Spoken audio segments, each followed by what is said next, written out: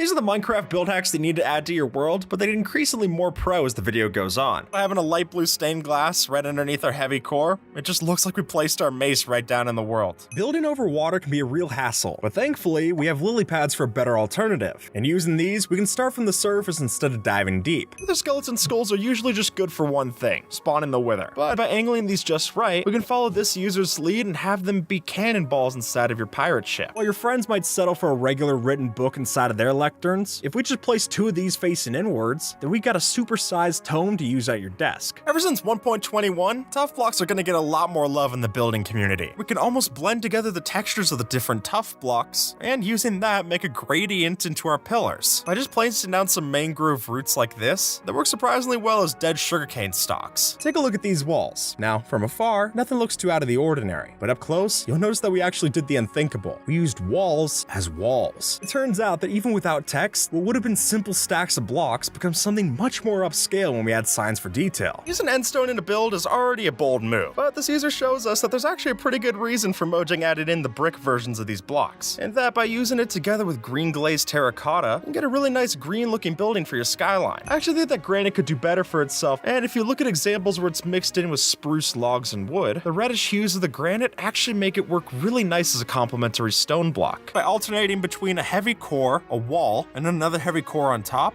we can take after this zigzag pattern and add ourselves a kind of raindrop effect inside of your walls. As this post shows off, if you were to tuck one of these respawn anchors into a ceiling made of crying obsidian, then sure enough, we've got ourselves a hidden light source in your ceiling. By using polished basalt in the right directions, we're able to make it look as if a tree was struck by lightning. The key part is adding in a lightning rod right in the center. That way, this tree is actually going to be functional as a lightning rod. Take a ruined portal for example. These are supposed to be burnt up and badly damaged, but the regular stone brick doesn't always sell that. So instead, we could add some of the deep slate and blackstone variants to the mix and make charred and damaged stone to your builds. If armor stands have taught us anything, then it's that these armor trims can also blend particularly well inside of our build hacks. And my newest favorite one is using the bolt armor trim to make our own recreation of Tron inside of Minecraft. Scaffolding is a great block, but it doesn't look much like actual scaffolding. So instead, we're gonna use campfires. It'll still be functional as scaffolding, but look a lot more believable to the actual thing. With a couple of iron trap doors laid across like this, with some anvils to boot for the edges, we can add in a skeleton skull and an invisible item frame with a bone in it to give ourselves the perfect evil autopsy table to put inside of a scary build. Here's how to make your bamboo farm look 10 times better. Since with the help of the debug stick, we can add in these different leaves to your bamboo stalks and essentially make them into a whole new plant. By alternating between dark oak fences and nether brick fences like so, we're essentially creating larger fence gates than we ever thought were possible inside of vanilla Minecraft. By using an open fence gate, we can separate our lava from the campfire but still have the smoke billow out the top. And that, folks, adds a great particle effect to any lava lakes you plan on adding. All it takes is placing one of the 16 bed types and then right-clicking it with a debug stick to get something of a colorful slab to use. Armor stands are entities, and with those properties, we can get some interesting results. For instance, why not overlap their hitboxes and score some extra detail on a build? By hiding a string underneath the anvil, the string's able to be free supporting, and now we can use this anvil with a couple of chains on top as a survival-friendly anchor detail. You see, since observers can detect when daylight sensors update, then you can have this system power a bell that lets you know when it's right time to hit the hay. If we tuck a villager into a minecart like this, its hat will still poke through the floor. So with enough slabs and a shepherd villager, we can make our very own moving Roomba that rides around your floor. What we have here is a banner pattern that's aligned just right, so that the black circle of the banner pattern actually looks like a hole inside of the tree bark. And then the added detail to have a custom player head that looks like a log that's sticking out of the tree, I think works just great. If you're playing in creative and you summon in a sniffer with the no AI tag, then you'll notice that you'll have this great bush texture to play around with. And a signature sniffer sticking out too. With the help of an armor stand, we're able to position our telescopes just right and make it look like we got spyglass bottles instead. Lots of cobblestone can look fine in certain situations, but when you see it by itself, it really just looks ugly. And the idea of using this with your vehicles, that's a really clever way to use this block. When it comes to storing your stuff, a chest minecart maybe isn't your first pick, but that might be our mistake, since when we stack them like so, we can turn these roller coaster rejects into proper working drawers. As demonstrated, we can use centuries-old technology to make our own sundial right in the game, which when partnered with shaders lets us use shadows to tell the time. A sugarcane farm really stands out in your world. And lucky for us, these have gotten so simple to build. And better yet, if you use a design like we have on screen, you can actually stack these modules to get even more sugarcane for whatever your needs are. As you can see here, the only way we're able to access the items underneath is by extinguishing this campfire. As you'll notice, the end portal texture makes for a convincing starry background. So when you get some of these underneath your floor, you can give the impression that you're stationed above the stars. With a couple of blast furnaces, we're able to tuck this into our kitchen and take after this user to make our very own stovetop and oven design. As Ironpixel shows off, the red color of the mangrove wood lends perfectly to building yourself an airplane. See, we're all familiar with the concept of a bouncy castle, so why don't we follow that blueprint in game? And folks, I'm talking the whole 9 yards. A full castle exterior, sticky piston bounce pads, everything to make this place into the hotspot for hopping. Why settle for a hidey hole when we could go one step further and build ourselves a proper tactical hill? As this post lays out, we can use a mix of redstone ingenuity partnered with grass blocks to build something fit for both defensive and offensive purposes. By merging armor sets with our stone blocks, we can make our very own kinds of ores within the cave systems. Are they convincing? Not necessarily, but they do add a fun bit of variation to the dark depths. If you take a campfire and extinguish it, then we could use that middle space in between the 2 logs on top to align with some armor stands and get ourselves a perfect looking rack of potions like we can see here. In the community, there's been something of an unspoken competition to see who can make the best nether portal sword. I think this take with the electric guitar is particularly special, since on the overworld we've got the neck, and then the base of the guitar comes through on the other end. The way this particular farm works is that we set up our mouse in such a way that we're constantly right-clicking and left-clicking as needed, which means we'll place all our saplings, break all the logs, and then repeat the process ad nauseum. If you've ever played on Skyblock, then everyone is familiar with the concept of a cobblestone generator. We've been able to do a lot of work on this machine ever since taking it off the island.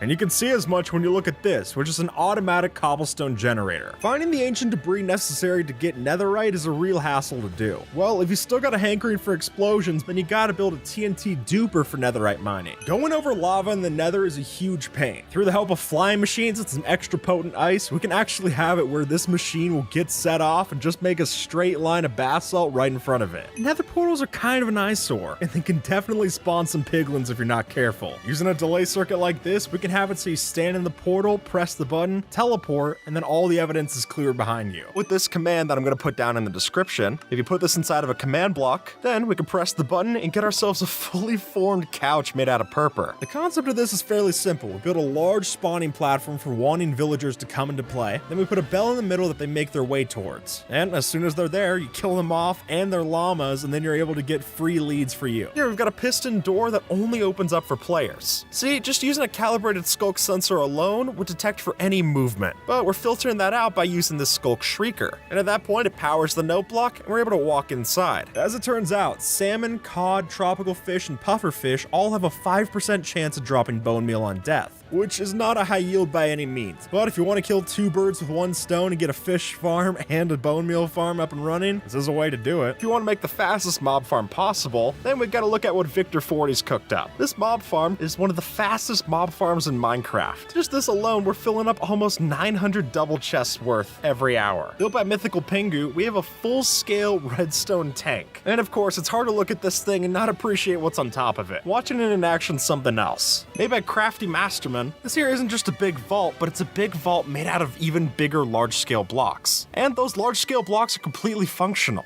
Like, no joke, even the redstone dust and torches, all of them work and all of them are giant. Apparently, no one's ever subscribed to the channel using their left elbow. So to fix that, point your funny bone to that red button below. And with that, folks, YouTube thinks that you might like this video. So see if they're right and have a good one, all right?